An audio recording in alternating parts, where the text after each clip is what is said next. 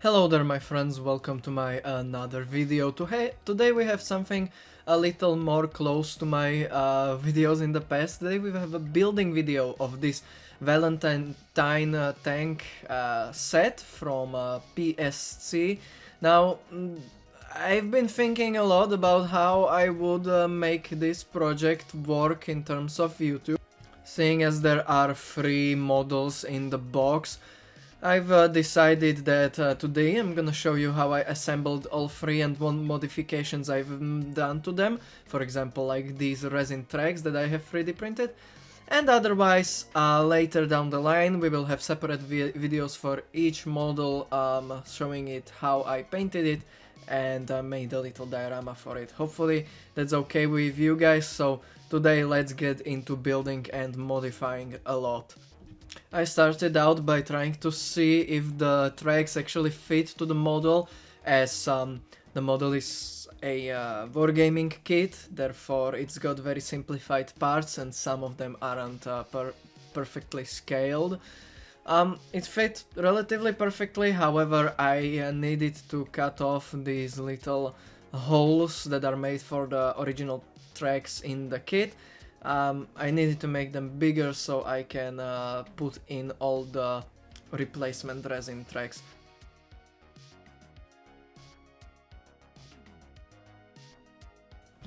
This way the tracks actually fit onto the model relatively well. I just had to modify the side skirts as well, but that'll come in a later part of the video. These tracks were actually designed by me in 3D because I wanted to make sure these models get as good of a princess treatment as they can, because they were gifts and I wanted to make them just good models, and this was probably the most needed part for them. With that modification out of the way, many of you have maybe noticed on your models that the mudguards are usually way too thick and just made out of plastic, you know. The easiest way, as I'm showing here, to make them look a little thinner is to scrape down the edges to a V shape and create a very narrow edge that creates the illusion of the side, not the side skirt, but the mudguard being thinner than it actually is. And this is a very simple modification that you can do very easily and quickly, and it does elevate the model a little bit. Of course, it doesn't work on all the mudguards, because some are shaped in such a way that it does reveal that it's just scraped and you can see the thicker part deeper. But here I did it, and it was one of the easier modifications that I have had to do on the model. The previous modifications were sort of united between all 3 variants of the vehicle, or of all 3 models that are included in the kit. But here you can see me starting to assemble the first turret. The first turret I assembled was the Mark 9 turret, I believe, with the muzzle brake. Or no, it was actually the one without the muzzle brake, so that's the Mark 9. I'm not quite sure, these are quite confusing variants. However, the kit didn't really do the vehicle justice, the shapes are quite incorrect. There was a lot of flashing all around all the parts, really, so I had to clean it up with my scalpel, as you can see here. As I glued the turret parts together, I noticed that there was quite a gap getting left behind, so I added a good amount of glue into the joint. This is Tamiya Super Quick Cement, the green one, and I pushed them together really hard, which made the melted plastic get pushed into the hole. Later, when I sand it down, it should hopefully sort of cover up the mold line that got created. Even without any modifications, the turret didn't fit into the hole, which was quite really disappointing, because these kits are made to be really simple for gamers. and having to do so many modifications even if I didn't want to up detail it might really be annoying, but the detail was fine, and these are unfortunately the only 70-second skill Valentines. I simply narrowed down the turret ring as much as I could with my scalpel until it fit at least a little less snugly. The kit lets you do two versions of the Valentine with the short barrel and the Mark 11, I believe, which has the muzzle brake. Now I wanted to make it a little more special between those three, so I decided to add Mark 9 as well, which has the 57 without the muzzle brake. Here you can see me cutting off the barrel from the part that is included in the kit. I had to drill out a little hole for the resin part that I have designed again. I drilled out the hole just so I have a place to put the replacement barrel into, and also for super glue it's easier to bond parts when it's just inserted into something. That's something I've noticed lately. And it actually fit pretty well, so I was happy with that, and I could glue it in. Here you can see that I made the same modification with the muzzle brake barrel, also made out of resin. I'm gonna start calling them names because I know I'm mixing them up, but yeah, I did the same modification and then I continued with basically the same stuff on the other model. I had usable figures for all three models.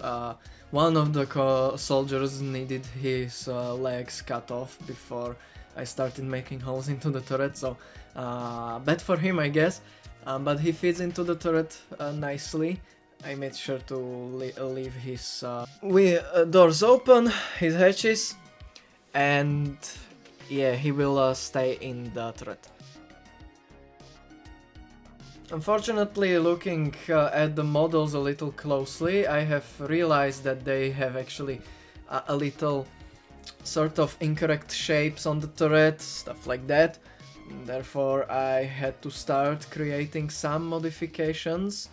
For example, here you can see me creating the smoke dispensers on the side of the turret, which is a feature of the later models of the Valentine, and I thought it just didn't look right without them, so I added them. I made the base for the smoke launchers from simple piece of plastic, and then I added some leftover smoke launchers that I found in my bits box. I did this on both of the late variant of the Valentine. Now, since I'm making the Valentine Mark 11, I need to recreate the machine gun that's on the turret, which is weird because the Mark 11 is the variant that was included in the kit and the Mark 9 wasn't, and they included the Mark 9 turret with the Mark 11 gun. Yeah, I don't really understand this. I guess it's just the quality of the Wargaming kit, but I recreated the machine gun sort of bulge on the side by... First of all, I just created the base shape of it by cutting up pieces of different plastics and creating the shape. And then I created this concaction. Maybe you've seen this specifically in Gunpla, where you take your glue, Tamiya glue for example, and you put a bunch of pieces of styrene or plastic into it, and that melts the plastic and creates this goop that you can use for filling the holes of parts. And I used this goopy concaction to create the cast sort of shape of the machine gun port. It's not perfect, obviously. I should have probably just 3D printed it, but I'm happy with the result. It's good enough, better than what the kit included, even though the kit didn't include anything really. But yeah, that was how I did that. It was basically the last modification to do on these later variants, so I moved on to the early variant, which actually became sort of the most painful one to do. Here I decided to replace the side skirts with metal ones. These are just repurposed skirts from different kits. I think these were from the Vespid Panther. That's because the kit wasn't made for the tracks, and as I said, they weren't particularly accurate and they were way too thin, or well, narrow, which meant that the skirts didn't fit over the more accurate tracks. Therefore I glued on these replacement ones with super glue, and I took the opportunity to create some realistic dent. I created this handy jig for making the, well, handles around the vehicle. It's just two pieces of plastic glued together to help me create the boxy shape of the handles.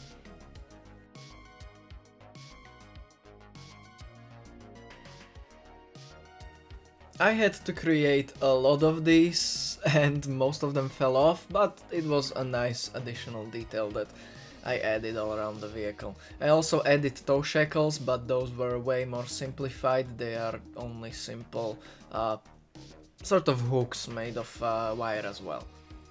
The last step on all three models was to sort of unify all of the textures that I've added and make them look a little better for painting.